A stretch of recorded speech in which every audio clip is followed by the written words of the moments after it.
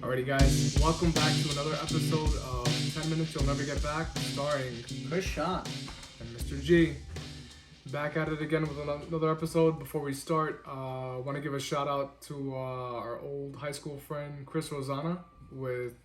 He had a picture with Thug Rose. Whew. It was dope, man. Big shout out to you. Well done. I hope you got a kiss too. I hope you did too, brother. All right. So moving from that, we're gonna move on to the first question. Best fast food option. Krishan, start it off. I don't think it's even fair.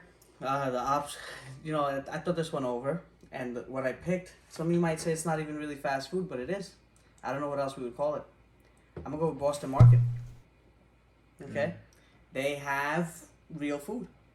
They got fresh food. They got fresh vegetables. They got real chicken. I don't know about the turkey. I don't know how real it is. You can get fresh steak.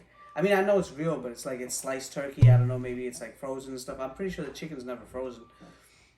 It's one of the best options you got, and one of the best desserts I've ever had at fast food places. And they have a lot of good desserts. I'm talking about Burger King got the Hershey pie.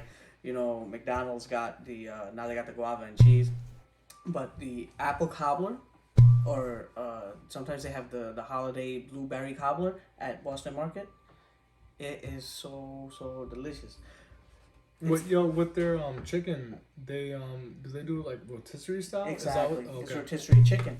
But you're not waiting for the rotisserie, right? When you go in there, they got it laid out. Okay, so it's already pretty much like It's pre-made. it's like lamb on the stick almost. Exactly, right. right. So that's why it's like maybe you can make an argument it's not fast food.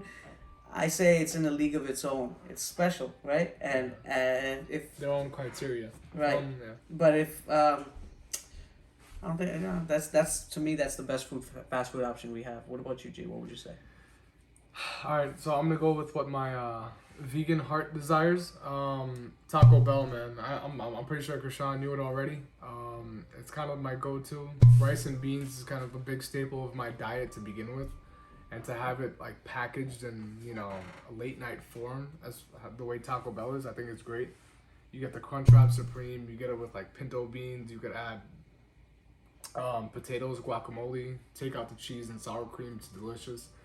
You got the bean and rice burritos in there as well. It's awesome. It's great. They're like $1.29 a burrito. You get a couple of those with a Crunchwrap Supreme, a couple of IPAs on the side. Call it a night, my man. I'm gonna do an honorable mention. Pre-vegan, one of the best fast food spots. I don't even know if it's fast food. I think it kind of falls in a weird like area of its own as well. B&E. B&E. Man, I missed their chicken sandwich, man. It was amazing. What was it? It was like $5 for like such a long time. Oh, we're going back in the back. Yeah, we're going back in time a little bit. This is. But dude, you had a chicken sandwich and they'd give fries on the side. These greasy, crunchy, those like crinkle fries on the side, and dude, it was just amazing. Man. Taylor ham, egg, and cheese. Everybody knows what we're talking about. I mean, at least our viewers do. You guys know what we're talking about. Yeah. What happened to B&E now? You gotta pay $12 for this little thing.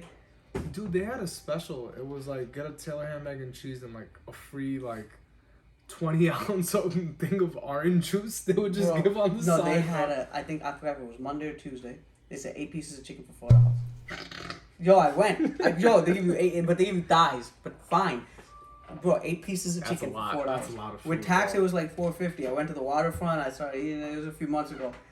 I had to give like 4 pieces away to the birds. That's crazy. Yeah, man. Yeah, man. Yeah. Those are our choices. What is your favorite fast food option? Does Boston Market qualify? Let us know. I want to know what you think. Leave it in the comments. Okay, guys. Topic number 2. Can you guess what it is? Media. We got a favorite pick for you this week. Is it good? Is it bad? What do you got going on for us, G? It's great. We're going to talk about Money Heist. I believe it's season number 4 they're on right now. The second part of season number 4. And yeah, man, it's weird. It's one of those things. The show's in Spanish. There's subtitles involved. You got to read a lot. It's fine. But they add just the right amount of action, the right amount of fun, comedy. sometimes the romancing of it, the language it's a little disgusting. Season 5. Season 5. Season sorry. Part 2. Just released. Yeah. So I'm gonna jump in here, G. Yeah. Because Money Heist was also mine. So let's do this together. Yeah. Okay. I got a question for you. Where do you watch it? Netflix. Oh yeah? Because they have it in English too. Do they? Yeah. I didn't know that. This whole time, but you probably prefer it in the other language. I never bothered to check. I watch it in English. Okay. Is the dubbing off or is it? It's okay. Okay. Tokyo's just as hot in English. I feel like sometimes it helps keep the like authenticity of like, you know, It's coming from an the anime. dialogue. Coming from anime. Yeah. So what do you think about Money Heist? I think it's great, man. I think it's good. I think it's kind of like, are you all caught up? You're all caught up, right? Yeah. I feel like they're gonna live and die by their own story. Like, you know, they had a great plan the first season, second season. It's a new, fresh idea. You know, this and that. They have a new take on bank heist. You know, but then it's like, how many times you're gonna keep redoing it? It's the same thing with Fast and Furious too, right? It's the same movie. Like, yo, how many like heists are you gonna do? Like, how much money do you need? How much more of you are gonna get in trouble where you're gonna need the rest of the crew to come save you? Like, it's like, yo, just relax somewhere, go on a beach, just hang out. But that's not good enough for them. So I feel like the story kind of dies. So I think what the problem with these shows, they should remain miniseries. Like, yo, do like a 10-part series, make it great, throw all your production money at it, do what you gotta do, then end it. No one wants to end. They wanna keep the show going forever. Milkman. Make a book, make figurines, sell on Amazon. I'll buy a Tokyo figurine. Yeah, what too? Hey, do you I'm think? gonna tell you a little bit about Money Heist. If you guys don't know, okay, it's basically they are robbing the mint, the Spanish mint. It's a Spanish show, right? Mm. And there's 5 seasons, but as far as I'm concerned, there's 2 seasons. Because season 1, and I'm sorry if this isn't really a spoiler, but it might be a little bit. You can fast forward a minute. This is gonna be real quick. The first season is one heist, and season 2 through 5 is one heist. So it's like, okay, you know what I mean? Like, I would say season 1 on its own merit, bro, it's a binge hazard. Bro, like it's fantastic. New category, okay? Yeah. From bad to good to okay to binge hazard. Yeah. Okay? Like, the first season is concise, clear, and like you were saying, miniseries, they could have just ended it. Yeah. But then they had to figure out a way to bring it back. Look, even the tree shaking. They had to figure out a way to bring it back. I really liked it. Season 2 through 5, I feel like the way it was released was just enough to hold me on. Right? Yeah. But I still enjoyed it. Because you know when it starts dying down again, then you watch it, you're like, oh, they do drama right. Yeah. You know, like I like the way they build suspense. I liked it. Overall, I'm a big fan. Okay, they're good. They use flashbacks properly. You know, I like the way that they do that. There's some really good characteristics here. And it's good. There's a lot of good points to the show, but like I said before, sometimes the dialogue is a little cringy. Like, I love the way your lips touch my forehead at 11 o'clock in the morning. Like, yo, like it's so. I'm like, I'm not an affectionate person like that. So like sometimes I see it, I'm just like, dude. I'm like, there's so much romancing going on, but I understand that's the appeal of like the Spanish culture, novella culture, right? Right? They talk like that. That's how they are. They're very, Spanish people are usually very affectionate people, right? So that show reflects that. And I understand it. It's just that's not my cup of tea when it comes to that. But everything else about the show is great. Watch or don't watch? Watch it. Yeah. Enjoy it. Alrighty, guys, coming back with topic number 3. What is the future of cryptocurrency? Some insight? Yo, that's deep, bro. That's deep. You want us to make these speculative decisions for you? Don't make any investments based on what we talk about, okay? I want to talk a little bit about what is cryptocurrency. All right. I'm gonna just try to do a general overview. Okay. I want to avoid some crazy lingo. I got notes on this because this is a little, it get a little heavy. I try to say it in the best, most clear, concise way I can. I want to avoid crazy words like open source and subunit, rugged and FUD and ledger. I want to focus on 2 main things. Okay. Decentralized and blockchain. Okay. Cryptocurrency is a virtual currency that is stored on everyone's computer, like people's computers, and a network, and the transactions are publicly logged. Okay? When you take a batch of those transactions together, they call it a block. And when you chain those when you put those blocks together, it's called a chain. So it's a blockchain. A blockchain is just the transactions. It's just that's a ledger. I didn't want to use it, but that's the ledger of transactions. It's a recording of transactions. That's all the blockchain is. Okay, it's a virtual currency and the ledger of transactions. Now, when you I don't mean to butt in. go ahead. I'm sorry. No, Quick question. yeah, let's do this. Does there need to be more than one transaction to become a blockchain? Correct. So multiple transactions group together to make a block. But if there's just one transaction, It's not a block yet. okay. The transaction is still logged because it's all open, right? Mm-hmm. So anyone can join the network. Okay. And anyone can become a part of this banking system by having their computer be a part of this network that logs the transactions. Okay. That's why it's decentralized. As opposed to a bank has complete control over the transactions, and you can't see everyone's transactions. You can't log into a network and look at all the transactions that are occurring. Okay? And that doesn't mean you know like what I'm doing or what John's doing or what it's like numbers, right? Like this number account went to this number account. You can't see that. In blockchain, you can good luck tracking it, but it's available, right? So it's decentralized. In a centralized government, you have a bank or you have a central bank like a country that prints money, bro. They got complete control. Over here, crypto is new coins are mined by computers participating and authenticating those transaction records. So it's a little more complicated than that because they come up with like extreme calculations in authenticating those transactions, right?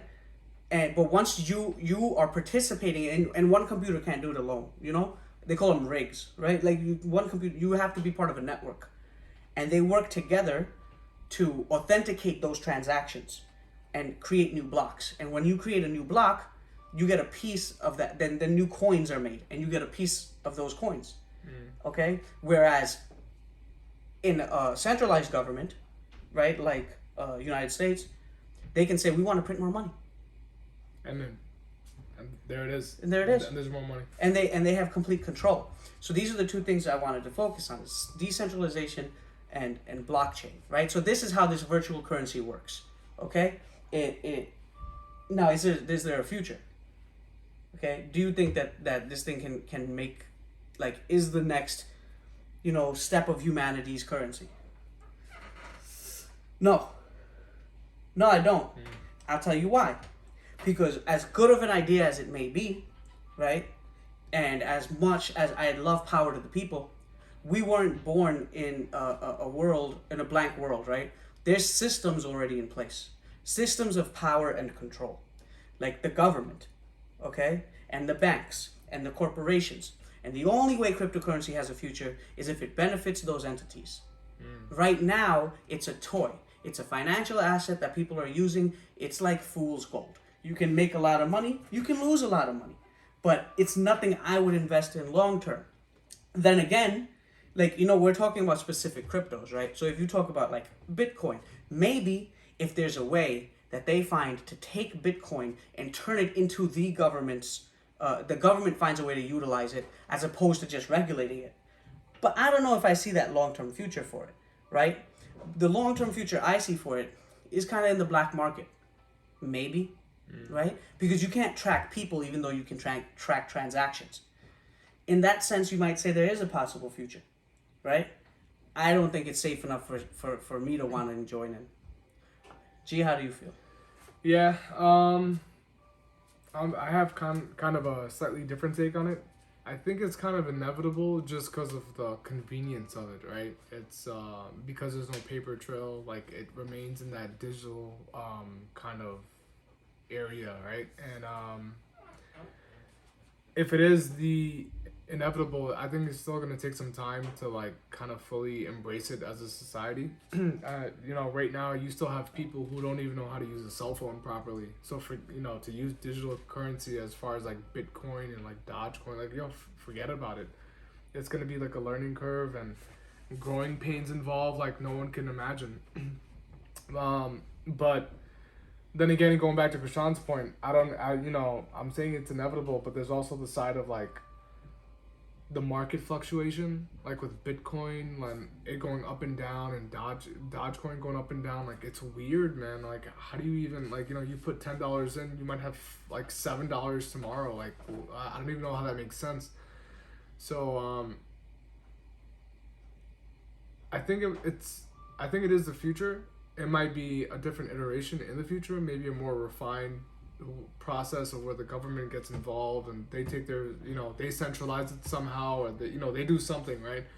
But I do think it's in the, I think it's definitely in the future. I think there's too many people involved, too many parties involved for it to go down now. So I think if it doesn't go away, I think it'll be a alternate method for currency forever. And yeah, I can somewhat agree with that. Now, I think that digital currency, there's many ways to do it, right? So even when we're just talking about digital currency, like it started with PayPal type of thing, right? Yeah. Like even that could be considered digital currency. Now most of our currency is like, where you got a card. I don't know if that's digital, right? Yeah. I do things on the phone and I lose or make $100, right? It's pretty much paperless now. Yeah, it's paperless in a lot of ways. And I also agree that I don't think it's going to be completely eliminated. And that's why I kind of see a future for it in the black market. Yeah. Right? Where it's like, it's still there. People can still trade it. People can still use it. But come on, if I told you that, hey, I'll give you, let's leave your house in Bitcoin value. Like, it's a little dangerous. I mean, maybe you'll make a lot of money. Maybe you'll lose a lot of money. But, like, I wouldn't be, like, comfortable doing that for a long-term basis. Yeah. Like, it's, it's one price today. It might be, like, right, $3 less tomorrow. Exactly right? what you're saying. He's like, damn, what the hell? Like, I got screwed out of that deal or whatever. To me, the most important piece here is the centralization, right? Yeah. Because the thing is, it's decentralized, which is great for the people. But we're not overthrowing nobody now, man. Yeah. People aren't, like, they're not doing that. Like, we already, America stole everybody's gold in the 30s, right? The country, okay? They abandoned gold standard in the 70s. We already got, like, money that's not worth anything but what we say it is. Yeah. You think that they're gonna let something like a decentralized digital currency overthrow their control of currency? Yeah. I don't know, man. I don't know. That's tough. I don't. If I was in power, I would not allow that. Like people think that we're in a democracy, but we still have kings and rulers, and it's called the government, and it's called corporations, and it's called the banks. Okay, these are still our kings and rulers. Yeah. They can still throw you in a cage.